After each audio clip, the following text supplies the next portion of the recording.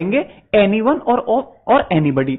आप सोचें कि एनीवन और एनीबडी में क्या अंतर होता है, तो एनीवन और एनीबडी में कोई अंतर नहीं होता है। इसके लिए मैंने बहुत सी रेफरेंस बुक्स का यूज किया, जैसे कॉलिंस कोबिल्ड इंग्लिश ग्रामर, जैसे practical English uses, practical English grammar in Martinet, Thomson and Martinet की आती है, माइकल स्वान की।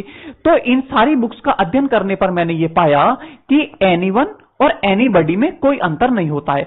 और इसके लिए मैंने आपको एक रेफरेंस दिया भी है, इसमें लिखा है there is no significant difference, कोई महत्वपूर्ण अंतर नहीं है बिटवीन समबडी एंड समवन। यहां पर आप जरा एक बात को समझने का प्रयास कीजिए, यहां पर यूज किया गया बिटवीन का। अच्छा, अब यह हमारा पॉइंट नहीं है, लेकिन जब हमारे सेंटेंस में कोई वर्ड आ गया, अब मैं उसको अगर आपको डिफाइन कर दूंगा, उसको एक्सप्लेन कर दूंगा, हो सकता है कभी एग्जाम में आपके वो काम आ जाए।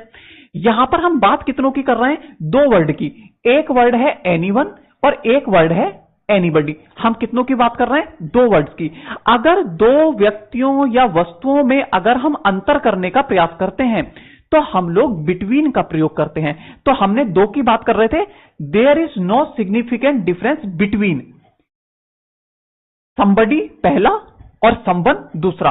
अगर दो में हम अंतर की बात करते हैं तो हम बिटवीन का प्रयोग करते हैं।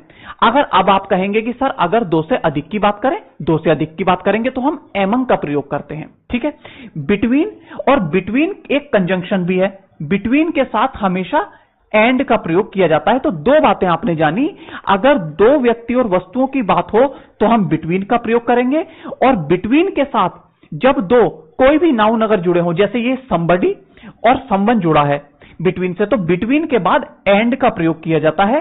कई बार सेंटेंस में एरर पूछ लिया गया है बिटवीन के बाद और का प्रयोग करके।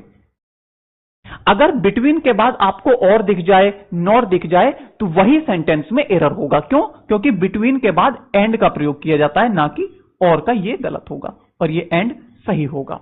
इतनी बात आप समझ पाए होंगे। एनीबडी एंड एनीवन, देखो दो हैं, anybody and anyone, everybody and everyone, इनमें कोई अंतर नहीं होता है। Nobody, no one. यहां पर एक बात को आप और समझने का प्रयास कीजिए। देखिए, हमने एनीबडी में स्पेस नहीं लिया, नो एनीवन में स्पेस नहीं लिया, लेकिन अगर हम नो वन लिखते हैं तो नो वन में हम लोग स्पेस का प्रयोग करते हैं, नो वन। ठीक है, the one form are more common in writing.